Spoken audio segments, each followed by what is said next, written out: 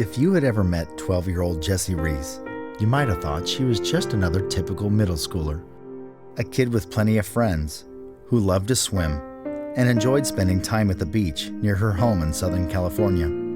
But what no one knew about Jessie was how she would soon affect the lives of thousands of children. 2011 started off like any other year, but everything was about to change.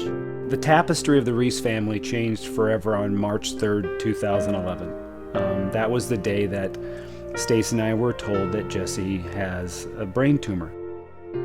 Sometimes doctors can be a little dry in their delivery, and it was just so, Jessie has cancer and you have 12 to 18 months, I'm sorry.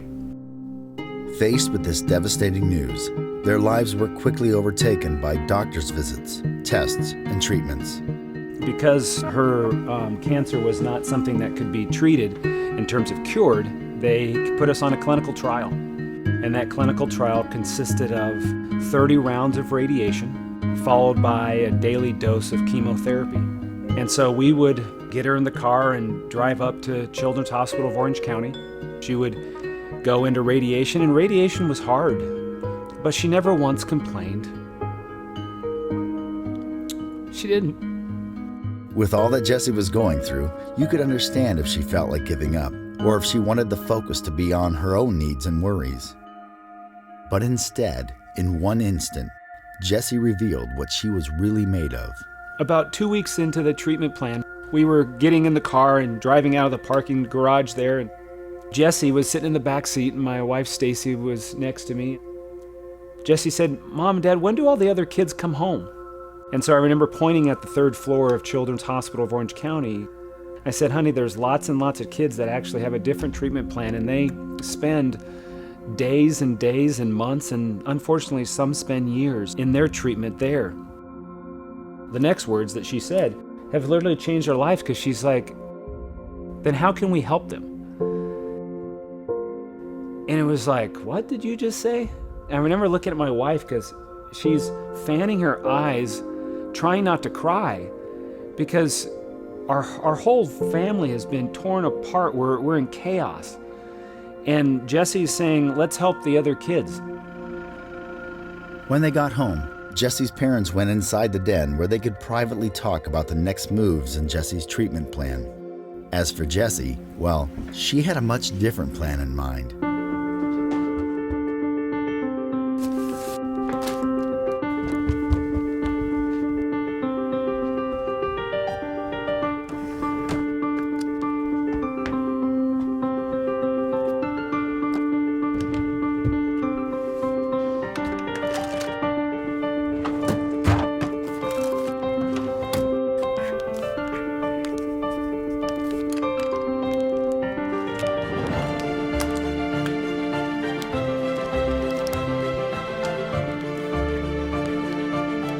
We came out, and she had gotten some the little brown paper bags. And I was like, "You're serious about this?" She says, "Yeah, I really want to help the kids that can't leave the hospital."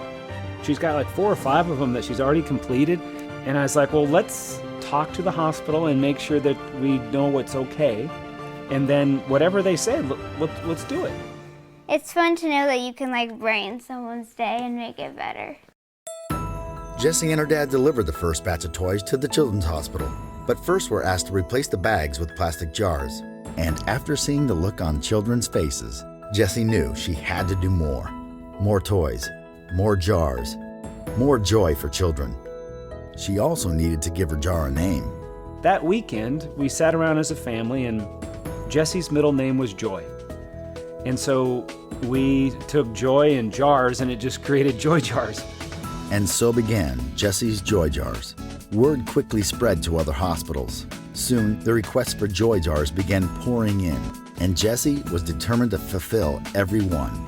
She started ordering toys online and stuffing the jars with her family and friends in the garage. But with the demand for JoyJars still escalating, this too would not be enough. We decided to create a foundation, and I remember asking Jessie, I said, "Jess, do you want your foundation to be about cure or to be about care?" And she said, "Care, Daddy." And care she most certainly has.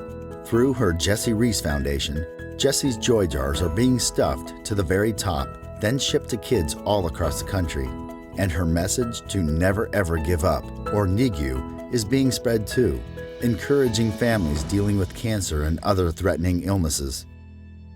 Jessie continued to inspire kids and stuff as many jars as she could, right up until she lost her fight with cancer on January 5th, 2012.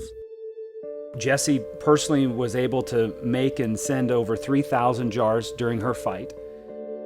To date, we've sent out over 300,000 JoyJars to courageous kids in all 50 states and 41 countries. We have active partnerships with 250 children's hospitals and 175 Ronald McDonald houses. And I know Jess would be just smiling so big knowing that we're doing something right. It's working. Kids are getting help. We hope someday the cure people find cures and put us out of business. That'd be a great day. But until that time, we will help all of the kids. Over 300,000 children are diagnosed with cancer every year. She said, "Daddy, I want everybody to get a JoyJar. I want everybody to be told to never ever give up." And so that's what we do. With everyone's help, Jessie's JoyJars could someday reach every child in the world with cancer, and that would be good. But perhaps Jessie's greatest gift can be found in the courage she showed that day in the car when she asked that simple question: how can we help them?